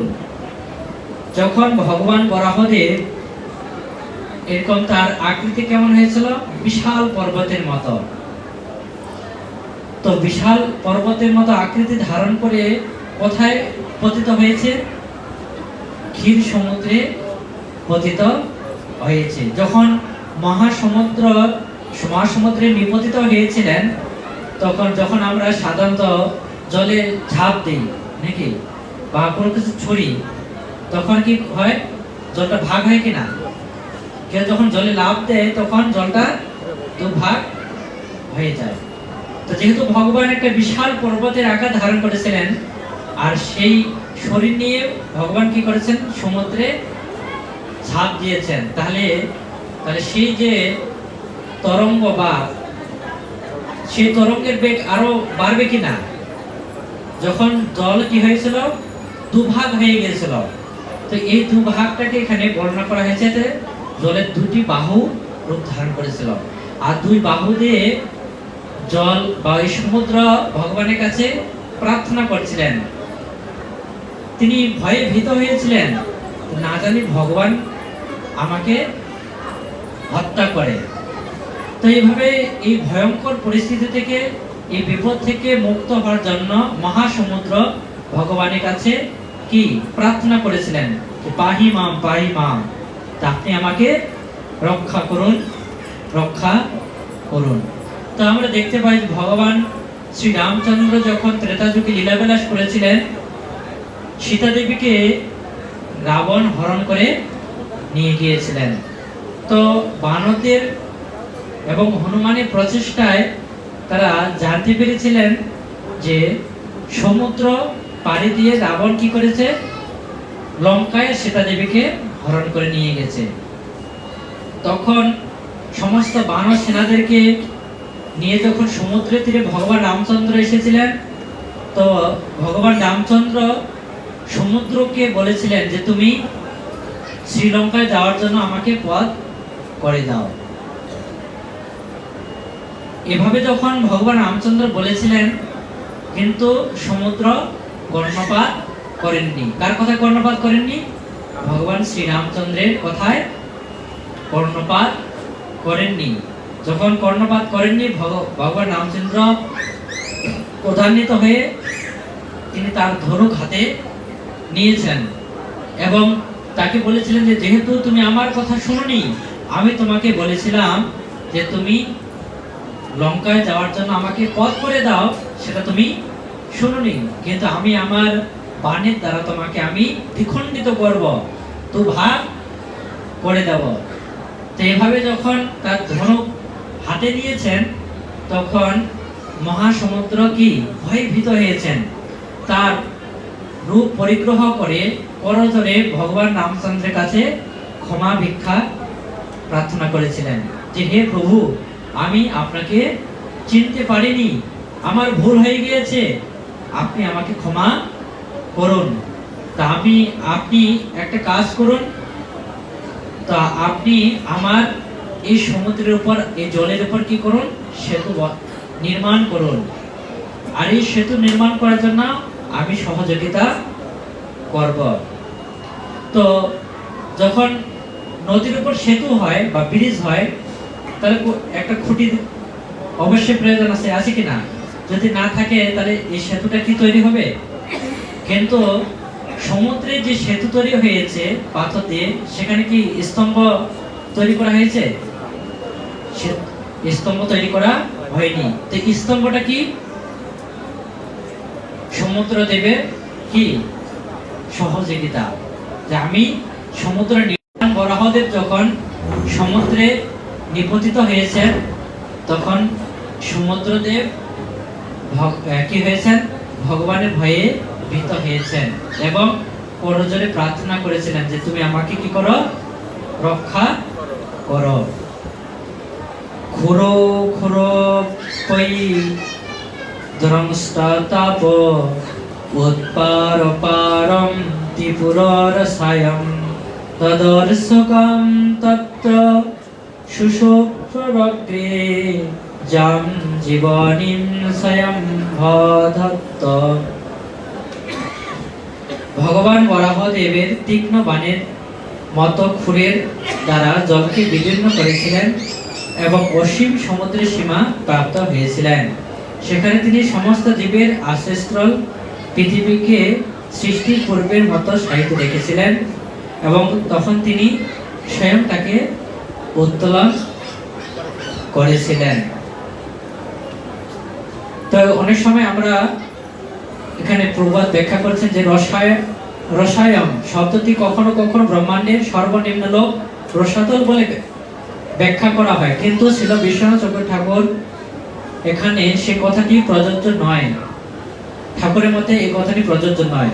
পৃথিবী তল, অতল, তলাতল, বিতল, রসাতল, পাতাল ইত্যাদি লোকসমূহ থেকে 7 গুণ শ্রেষ্ঠ। এই পৃথিবী রসাতলে অবস্থিত হতে পারে না। সেই সম্বন্ধে বিষ্ণু ধর্মে বর্ণনা করা হয়েছে, পাতাল মলেশ্বর ভোগ সংহত বিনাশ্য পাদ পৃথিবীম চ বিভ্রাট যস্য কমানো ন ব্রহ্মং স অচ্যুত মমাস্তু মঙ্গল বিবৃত হয়ে হরি। তাই ভগবান পৃথিবীকে গর্ভোদক সমুদ্রের তলদেশে প্রাপ্ত হয়েছিলেন, যেখানে ব্রহ্মার দিনান্তে প্রলয়ের সময় সমস্ত গ্রহগুলি বিশ্রাম করে। তো আরেকটি শ্লোক পরে আমরা শেষ করব। স্বয়ং দগস্তাত্ত মহিম নিমগ্নম সৌথিত সংরুচি রসায়া তত্রাপি দৈত্যম গতয়া পতন্তম শোনাব সন্দীপিত তীব্রমনো। ভগবান বরাহদেব অবলীলা কর্মে পৃথিবীকে তার দর্শনাগ্রে ধারণ করে জল থেকে উত্তোলন করলেন। তখন তার রূপে চতুর্দিকে আলোকিত হয়েছিল। সেই সময় তার ক্রোধ সুদর্শন চক্রের মতো উদ্দীপ্ত হয়েছিল। তিনি তৎক্ষণাৎ দৈত্য হিরণ্যাক্ষকে বধ করেছিলেন, যদিও সে ভগবানের সঙ্গে যুদ্ধ করার চেষ্টা করেছিলেন। তো যখন ভগবান বরাহদেব তিনি দেখতে পেলেন যে পৃথিবী কোথায়, সমুদ্রের গভীর তলে শায়িত রয়েছেন, তখন ভগবান তার কি দাঁতের দ্বারা তিনি কি করেছিলেন, পৃথিবীকে উত্তোলন করেছিলেন। দশানগ্র মানে হচ্ছে কি দাঁত, দশানগ্র মানে হচ্ছে কি দাঁত। তো দাঁত দিয়ে তিনি কি করেছিলেন? পৃথিবীকে ধারণ করে উত্তোলন করেছিলেন। যখন এই দৃশ্য হিরণ্যাক্ষ দর্শন করেছিলেন, তখন হিরণ্যাক্ষ ভগবান বরাহদেবের সাথে যুদ্ধ করেছিলেন। তো অনেক সময় ধরে ভগবানের সাথে হিরণ্যাক্ষ যুদ্ধ করেছিলেন। তো এক পর্যায়ে ভগবান বরাহদেব সেই অসুর হিরণ্যাক্ষকে কি করেছিলেন? বধ করেছিলেন। তাই এভাবে ভগবান বরাহদেব পৃথিবীকে আবার স্থাপন করলেন এবং পুনরুদ্ধার করলেন। দেখেন তাৎপর্য, শ্রীল জীব গোস্বামী মতে বৈদিক শাস্ত্রের দুটি বিভিন্ন মন্বন্তরে বরাহদেবের আবির্ভাব বর্ণনা করা হয়েছে। তার একটি হচ্ছে চাক্ষুষ মন্বন্তর, অপরটি স্বয়ম্ভূ মন্বন্তর।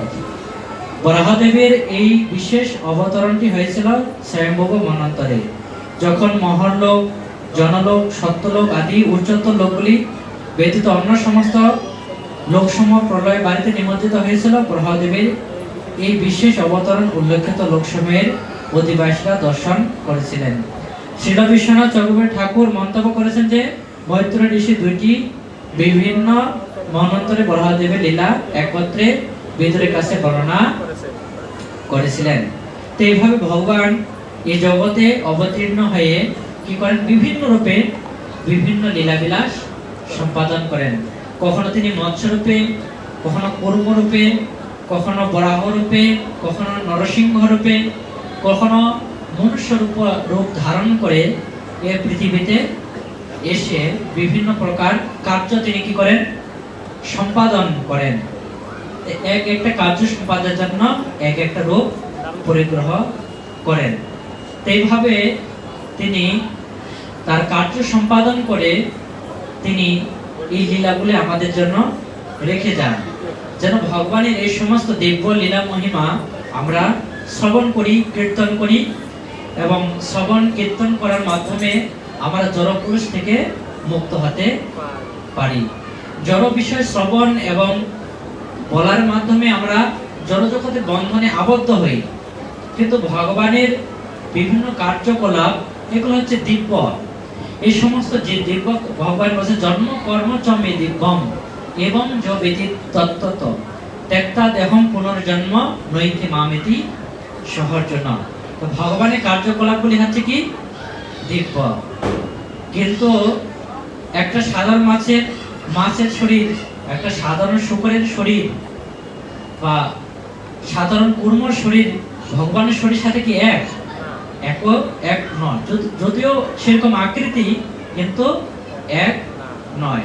অন্যান্য কুর্ম, মৎস্য বা মানুষের শরীর হচ্ছে কি জড়, কিন্তু ভগবান যে কুর্ম, বরাহ রূপ, বিভিন্ন রূপ পরিগ্রহ করেছেন, সমস্ত রূপগুলি হচ্ছে কি চিন্ময়। তো এই সমস্ত চিন্ময় শরীরে ভগবান চিন্ময় কার্যকলাপ সম্পাদন করেন। কিন্তু আমরা যেহেতু জড় শরীর ধারণ করেছি, আমাদের কার্যকলাপ কিন্তু চিন্ময় নয়, আমাদের কার্যকলাপ বলে হচ্ছে কি জড়। কিন্তু আবার যারা ভগবত ভক্ত, তারা ভগবানের সেবা করার মাধ্যমে যে সমস্ত কার্য সম্পাদন করেন, ভগবানের কার্যকলাপগুলো হচ্ছে কি চিন্ময়। ভক্তর কার্যকলাপ যেমন চিন্ময়, ভগবানের কার্যকলাপও তেমনি চিন্ময়।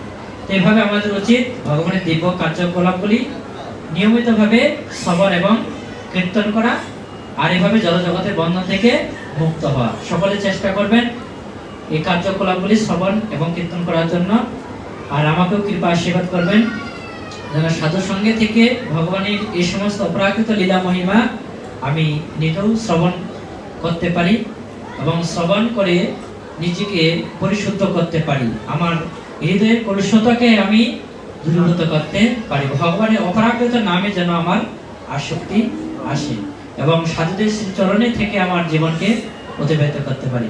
আপনারাও সেরকম প্রার্থনা করবেন যেন আপনারাও যেন এভাবে আপনার জীবনকে অতিবাহিত করতে পারেন। তা আপনারা আপনার এবং এই জড়জগতের সমস্ত জীবের কল্যাণের জন্য আমরা দু বাহু তুলে প্রার্থনা করব। আপনারা সকলের জন্য প্রার্থনা করতে চান কিনা? শুধু আমাদের নিজেদের জন্য না, সমস্ত জীব প্রজাতির জন্য আমরা কি করব? প্রার্থনা করব। একবার জয় শ্রীকৃষ্ণ, তিনবার হরে কৃষ্ণ মহামন্ত্রের মাধ্যমে এইভাবে আমরা প্রার্থনা করে আমরা আজকে আলোচনা সমাপ্ত করব। জয় শ্রীকৃষ্ণ চৈতন্য প্রভু নিত্যানন্দ শ্রী অদ্বৈত গদাধর শিবসদি গৌর ভক্তবৃন্দ। হরে কৃষ্ণ কৃষ্ণ কৃষ্ণ হরে হরে, হরে রাম